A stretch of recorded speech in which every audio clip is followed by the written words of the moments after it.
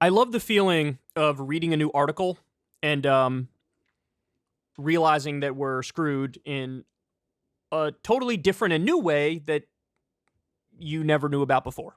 So this is a good example of that here. Study: forever chemicals detected in nearly half of U.S. tap water. So on top of like the fact that we kind of poison ourselves with our own diets, I'm poisoning myself with this. This is an example of like, okay, even a thing that is unavoidable that you have to do, like drink water, that's probably poisoning you too. So, they're talking about the tap water here, but also I've seen speculation. I don't know if it's true, but I've seen speculation about when you drink bottled water, or in my case, seltzer, because I'm the seltzer man. When you drink that, the bottle that this is in is not good for you. What happens if you leave this in your car and it's 110 degrees in your car and then you sip it and the plastic's hot? Is there like microplastics that are slipping out into the drink and then you're drinking the microplastics? I don't know. I'm not a scientist. I'm not a doctor. I'm not an expert on this stuff. But the fact of the matter is, I'm not surprised that like shit all around us seems to be really, really bad for us. Right? This is just my speculation. It goes back to the rant I've given on Kyle and Corn a million times before. But who's going to be surprised on the day that a study comes out about the microwave and it's like, yeah, the microwave is, you're going to get cancer if you eat a lot of microwave food. And it's like, I kind of knew it intuitively the whole time, but I still was eating microwave shit, So anyway, I'm going over the top here. Let me just give you the facts, and then you guys can make your own mind up. At least 45% of U.S. tap water is estimated to be contaminated with forever chemicals, according to the new U.S. Geological Survey research.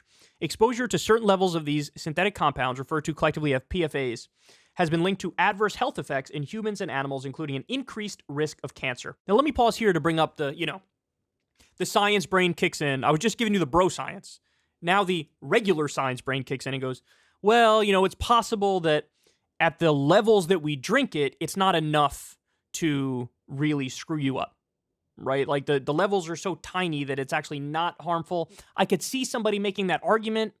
I don't know if it's true. I hope that's true, but I don't know if that's true. Millions of people have been drinking a toxic forever chemical linked to cancer all their lives and are only discovering it today. Scott Favor, the senior vice president for government affairs at the Environmental Working Group, told the Washington Post Thursday. The USGS study tested for the presence of 32 types of these extremely durable chemicals in water samples from more than 700 locations across the U.S. over a 5-year period and used the data to estimate PFAS contamination nationwide. USGS scientists tested water collected directly from people's kitchen sinks across the nation, providing the most comprehensive study to date on PFAS in tap water from both private wells and public supplies, said USGS research hydrologist Kelly Smalling, the study's lead author, in a statement accompanying the study on Wednesday. Here's what they found. The study estimates that at least one type of PFAS of those that were monitored could be present in nearly half of the water supply in the U.S., Smalling said. PFAS concentrations were similar between public supplies and private wells. The contamination was mostly detected in water sources from urban areas. Researchers found the greatest exposure in the Great Plains, Great Lakes, Eastern Seaboard, and Central and Southern California, according to the study. The research builds on previous study findings indicating the widespread effects of these chemicals that are used in various non-stick, water-repellent, and fire-resistant industrial and consumer products, including cookware, some food packaging, and firefighting materials. The Environmental Protection Agency issued a health advisory last year saying that newly available science showed that certain types of these, I'm not even going to try to pronounce the name of this chemical substance, were more dangerous than previously thought. Okay, that doesn't sound good. There are over 12,000 types of PFAS, not all of which can be detected with current tests. Oh, well, that's great. So we might be poisoning ourselves in ways we don't even know yet. Jamie DeWitt, a professor of pharmacology and toxicology in the Department of Pharmacology and Toxicology at East Carolina University, told CNN she was surprised by the findings. She wasn't surprised by the findings. Quote, there's been almost no place scientists have looked where they have not found PFAS, she added.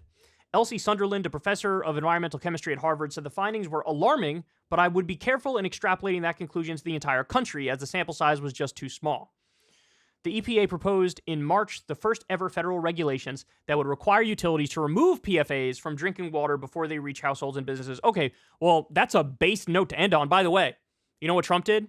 He got rid of a bunch of clean water and clean air regulations. So look, got to keep it real. This is an area where the Democrats are just way better than the Republicans. Trump was like, yeah, clean water, clean air. We don't need that. We're going to keep it clean anyway, so just roll back the regulations. And apparently the Biden administration is going in the opposite direction. I'm happy that they're doing that. But look, got to keep it real. Kind of a terrifying study, right? How many things that we do on a daily basis are just like killing us and we don't even know? Like, yeah, I don't know how long we've been using these plastic containers for, but if it comes out that this stuff in particular really is terrible for you, I don't think anybody would be surprised, but let's hope the damage is not too bad, right? Because from what I'm reading here, it doesn't look good, man. Look, I'm just a commentator. I'm doing bro science. I'm not an expert. You can't take my word for it, right? The only thing you could bank on is the facts in the article. Everything else is my opinion. Everything else is my take. But needless to say, this is one of those things that sort of scares the shit out of me. Because it does seem like oftentimes we just do something and then we deal with the consequences later, right? There were a number of drugs at the market. Like, what's the name of that drug? It was like a weight loss drug that people used, and it was just like giving people heart attacks or whatever, and they were dying, and then eventually they pulled it off the market. We have that like pioneer thing going on where it's like, we're just going to do some shit, and then if there are consequences later on, we'll deal with them later on. It's almost like the Titan submersible dude. He like did this, it's an experimental way, the way I'm building my sub, but I'm 4,000 feet underwater by the Titanic where I could die instantly, and that's exactly what happened. It's like you do something and then later on it's like, oh shit, that had really bad consequences. And I worry that that's our approach with a lot of stuff we don't even realize right now. Like our freaking tap water. It's just insane. So anyway, I really hope that regulation gets implemented. I really hope they clean up the water supply because this seems terrible. Hey y'all, do me a favor and like and subscribe. It helps out big time in the algorithm. Click the bell as well for notifications when videos drop and watch that video on screen right now. You know you want to.